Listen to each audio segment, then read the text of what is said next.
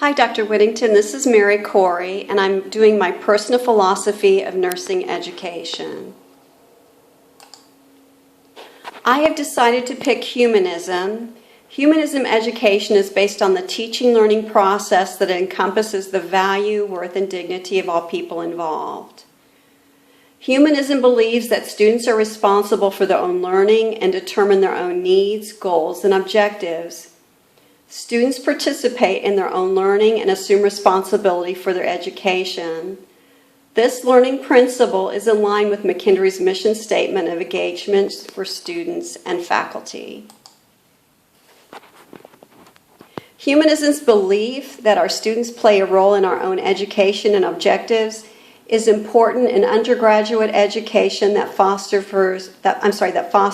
fosters these concepts, which are learner activity, students actively participate in the learning process, cooperation, faculty and students work together, interaction, students work together in the learning process, and responsibility, students take an active role in their education.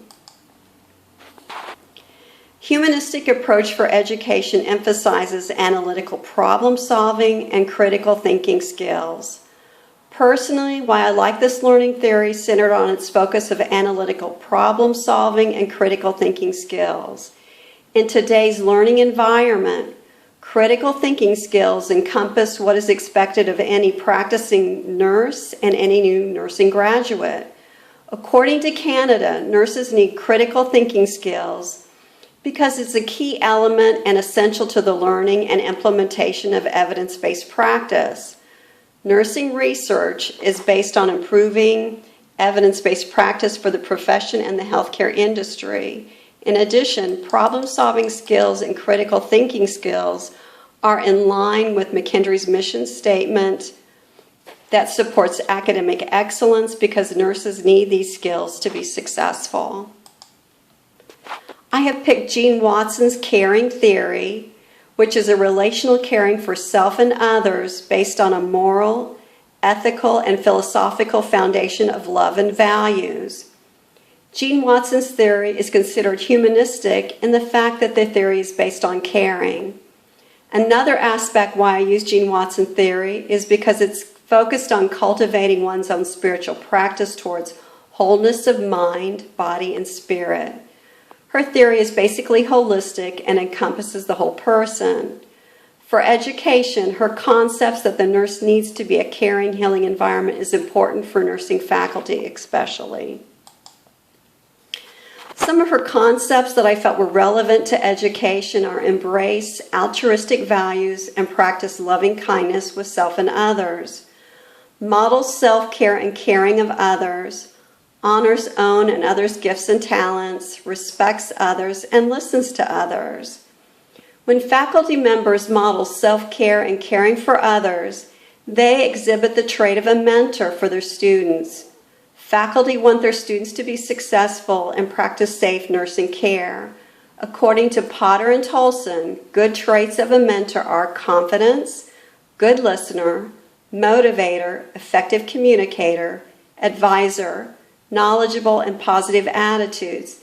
The mentor should also assist the student in the learning style that they prefer. These guidelines are in congruence with Gene Watson's caring theory of honoring one's own and others' gifts and talents, in addition to being respectful and a good listener. Another aspect or concept I thought was relevant to education: be sensitive to self and others by nurturing individual beliefs, personal growth, and practices. This is important for faculty and students. Practicing self-reflection demonstrates willingness to explore one's feelings, beliefs, and values for self-growth, transforms tasks into healing interactions, and demonstrates genuine interest in others. They define self-reflection as journaling, prayer, meditation, and artistic expression.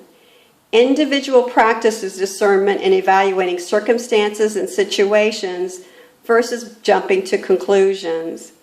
When students and faculty explore their beliefs, They are able to identify their own biases and beliefs that might interfere with patient care and also student teaching. Another aspect is use creative science problem-solving methods for caring and decision-making.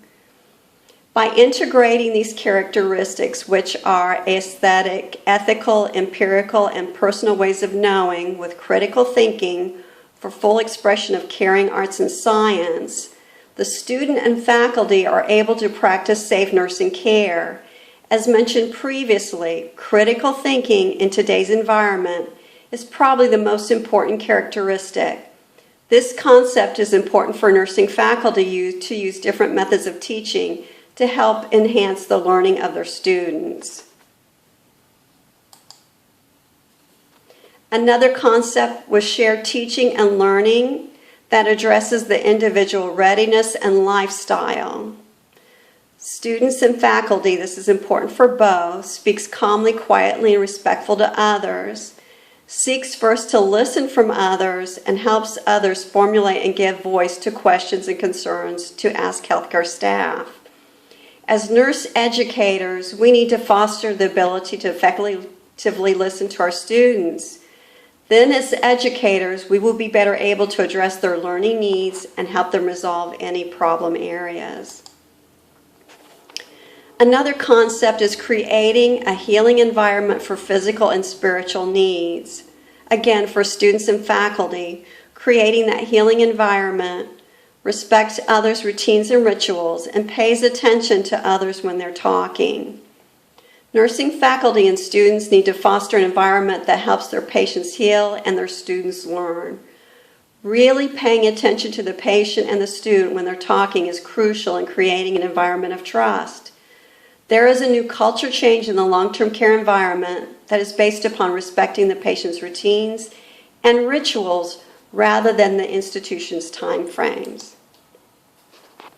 Another concept is assist with basic physical, emotional, and spiritual human needs.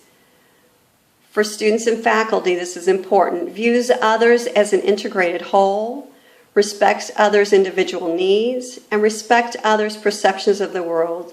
Basically treats others' body carefully. This last concept of Jean Watson's caring theory really encompasses the nursing care that nurses provide to patients. It also covers her concept of wholeness, which includes the mind, body, and spirit of the patient. As individuals and nurses, when we respect other people's perceptions and beliefs of the world, we create a better society and working environment for everyone to live in. This last concept really supports McKendree's mission statement of responsible citizenship. In conclusion, nursing education needs to be based on science. By utilizing nursing theory, we ensure that our nursing curriculum is scientifically based. Nursing science also supports that we utilize evidence-based practice in our profession. As nurses, we need to practice lifelong learning to stay current on healthcare policies and practices.